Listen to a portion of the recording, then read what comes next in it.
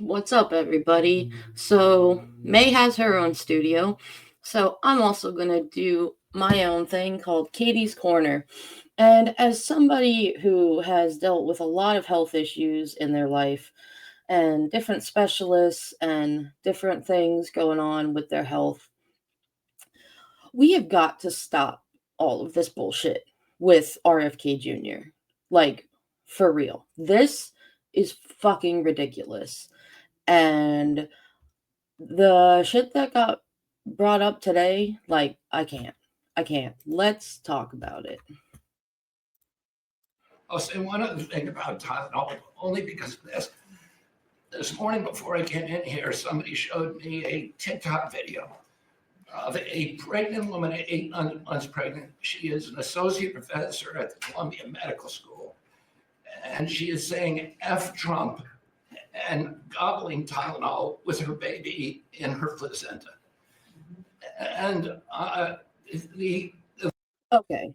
First of all, if this lady is a professor at Columbia, I highly doubt it's real Tylenol that she is gobbling down, Mr. Like, come on, people. And so what if she says fuck Trump? Lots of us say it. Fuck Trump. Also, why are you getting your shit from TikTok, Mr. Health Secretary? level of Trump derangement syndrome has now left Jesus. political landscapes, and it is now in the realm of pathology.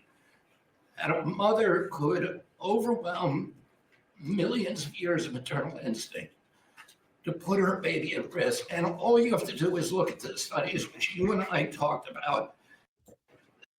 I'm sorry.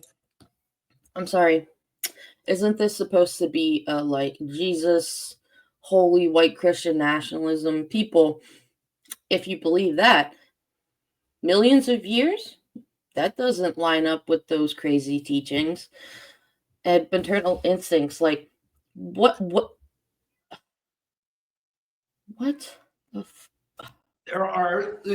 It's not this positive that causes autism. It is so suggestive that anybody who takes this stuff during pregnancy, unless they have to, is irresponsible. There are 15 rodent studies. Every one of them shows if you give it to the mother, the babies, and particularly the male babies, have profound neurological and behavioral changes. Rats are not people. There's a study from Johns Hopkins on cord blood where they divided women into three categories: those who had the least acetaminophen in their cord blood, and those who had the most. The ones with the most had 3.6 times the rate of autism in their children. I highly doubt that a John Hopkins study stated this. He is probably, now you could prove me wrong and you could look it up and see if I'm wrong, but there's a pretty good chance that I'm not, because John Hopkins is one of the top medical institutions in the country. So, no. The middle category had 2.2 times, so it's a dose-related response. And there are dozens of studies that show the countries that use the most with the highest level of autism. Cuba has the lowest level in the world of acetaminophen use, and it has the lowest autism rate in the world. So this is not dispositive. It is not a proof. We're doing the studies to make the proof. But in the meantime, the precautionary... They've been doing studies for hundreds of years. They've been doing studies with all of these things. Tylenol was invented after the discovery of autism. Just saying. And why Cuba might have less, because Cuba, unfortunately, is a poor country. They cannot afford doctors and they cannot afford a lot of medicine. I'm not saying it's a bad country. I am saying it is unfortunate that they have to deal with that. Principle should apply. And any mother who is taking this stuff during pregnancy just to get back at Donald Trump is doing something that a mother is not, as a mother myself, who took Tylenol during pregnancy because you have to do something. That's a whole other thing. A mother is not going to put the life of her child at risk just to say, fuck Donald Trump. As much as they would want to. That is just a whole other. You people talk about Trump derangement syndrome, that we have it. Nah, bro. Y'all have it, not us. Is pathological. And we're seeing that across the board. I got a lot of other stuff to talk about, but I know we got a short time here. But thank you, Mr. President. You're making our country great again. Thank you, Bobby. Could you just say, for the record, state what the autism was, let's say, 20 years ago and what it is today? In 1970, the largest epidemiological study in history was performed. 900,000 kids were looked at. They were looking for autism in Wisconsin children. They looked at every child in Wisconsin who was 8 years old. They found an autism rate of 0.7 per 10,000. So almost close to 1 in 20,000, less than 1 in 10,000. Today, the autism rates are nationally at 131, but it's actually much worse than that because California, which has the best collection system, reports. Okay, they are just saying numbers to throw things out for numbers' sake. People do not realize that there are many different levels and forms of autism and I'm trying to think like neurodivergent things, autism, ADHD. I believe the term Asperger's isn't used much anymore. Any friends who are involved in special education and stuff, you can double check me on that. But like, when I hear this guy talk, this is what I think. This is a load of barnacles. Because it is. And he's just throwing out numbers and stats. And it's insulting and it's insane. And think about these scientists and doctors who have spent their lives researching things like this, all for this idiot who had a brain worm and addiction and heroin addiction. Now, that's not saying that people with addictions are bad, because if you get the proper help and figure out your life, great. This guy does not have his shit together. Hey, pal. You just blowing from Stupid Town? Because that's where they come from. There's an autism rate of 1 in every 19 children, 1 in every 12.5 boys. This is a national security issue. There is nothing more important, and I'm grateful to you, Mr. President, because you know the flack that you take for it. Did he just say that autism is a national security issue? A what now? What? How? How is autism a national security issue? I bet that he doesn't have anybody in his family that is on the autism spectrum whatsoever. I know a lot of people in my life that have different forms of autism. And let me tell you something. They are smart, they are beautiful, and they are perfect just the way they are. And they are absolutely not a national security threat. I mean, really. So fuck you, RFK, for saying that. RFK Jr. for saying that. Talking about this issue, you've shown courage and you've shown leadership, and I can't thank you enough for letting me do this work. Thank you. So think of that, 1 in 20,000, and now it's 1 in 12 for boys, 1 in 18, 19 for girls. So obviously there's something that's artificially, I think, induced, something, whether it's the vaccines in terms of. You think that you don't do science by thinking, you evil Cheeto head Kankles McTaco tits man. I am so tired of him and his makeup and his face, and you don't know anything about science. You don't know anything about autism. I did badly in science in school, but I still know how to research and study, not just be like, oh, I feel like this is a bad idea. I feel like this is good. No, that's not how this shit works. These massive vaccines that are twice the size of a jar like that, of a glass of water like that, I mean, into a baby's body. And I've suggested get them in doses, get them in, maybe 20%, 30%, but smaller, not such a big. I think, that. And we had certain recommendations, the MMR, take them separately. Regulations? Bro, you can't even talk. So how are we supposed to listen to a goddamn thing you have to say? Like, I don't trust anything that comes out of your mouth. I'm sure I'm not alone in that. Also, there is no way that there are any vaccines that are the size of a water glass.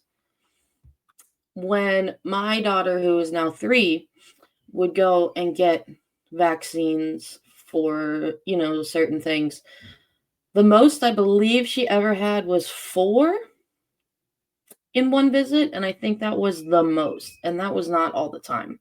Because there is this thing called a vaccine schedule. Vaccines don't cause autism. Tylenol doesn't cause autism. The measles is already separate now, and it works out much better. But there doesn't seem to be any impact if you take it separately. If you take it as a combination, it's not so great. And some other things. But I would say don't take Tylenol if you're pregnant, and when the baby is born, don't give it Tylenol. You can avoid. No shit, don't give Tylenol when a baby is born. You would not be able to even give it a pill of any kind. If he spent even 5 minutes around his kids, he would know this shit.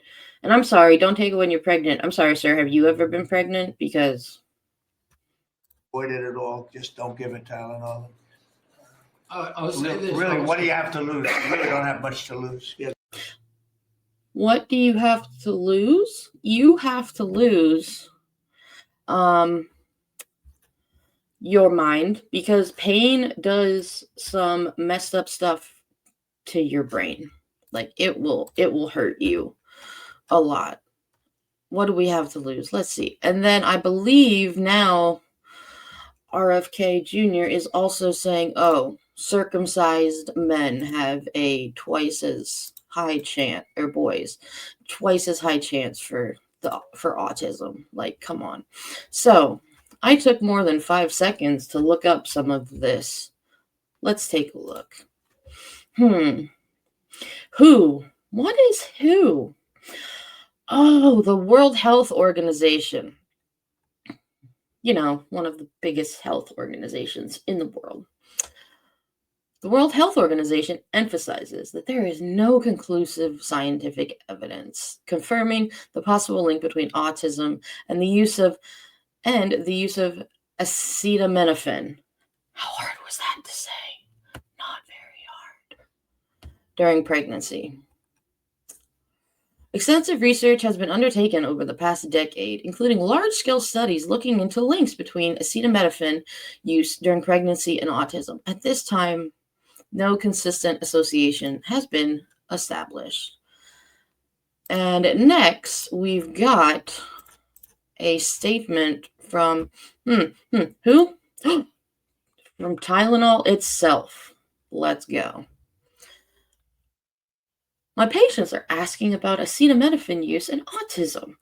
What does the science say?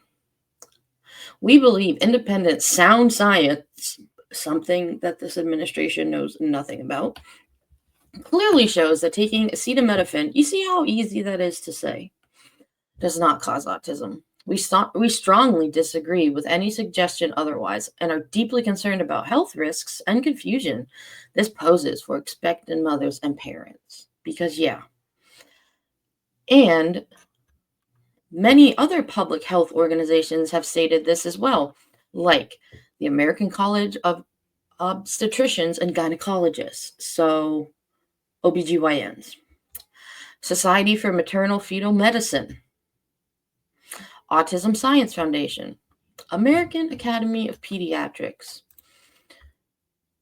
Those sound somewhat important, don't they? I would say so. And here is also from the American Academy of Pediatrics. It is used, Tylenol, for some reason, for those of you that don't know, it's used for fever reducers and pain.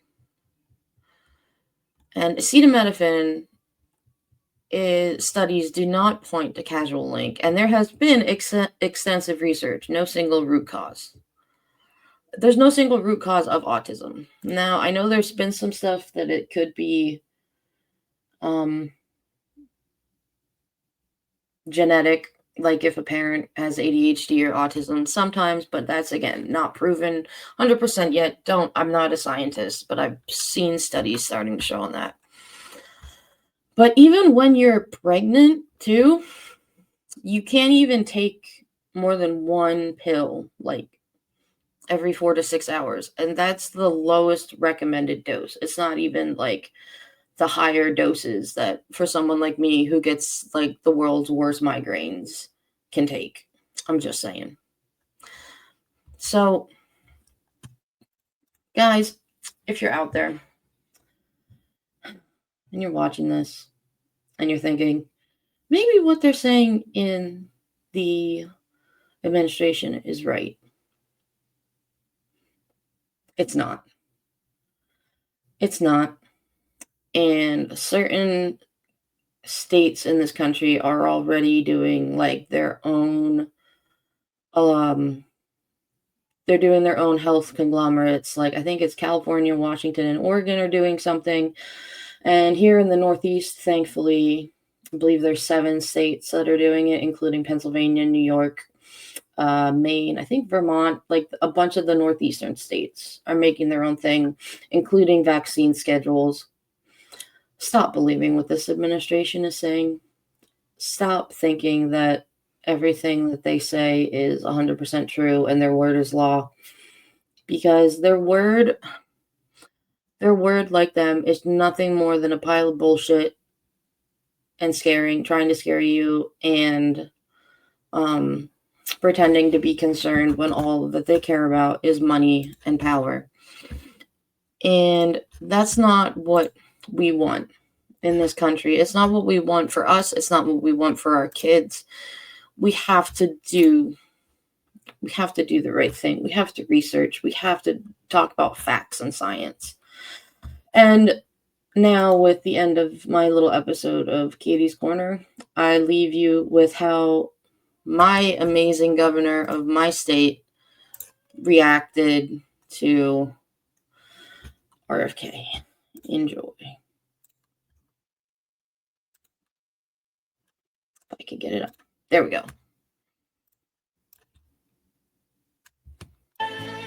Crazy. So if you can't read the caption, it says, when someone says, I'm crazy for not blindly following RFK Jr.'s public health and vaccine guidance. And my man, Josh Shapiro, has been getting all sorts of flack because, again, he's not a right-wing following Trump. He is one of the better governors that my state has had in a long time. He cares about education. He cares about his people. He's one of the first people on the scene when, we've had a bunch of shootings happening in Pennsylvania recently, and he will be at the funerals. He will be with the families. He will be there doing the right thing. And guess what? It doesn't matter if you're red or blue or MAGA or Jewish or Muslim or anything. You're a resident of this state and you are a resident of this country, and we need leaders that will care about us. So this was the first episode of Katie's Corner. So take care of yourselves, stay strong, be with the ones you love, and keep fighting.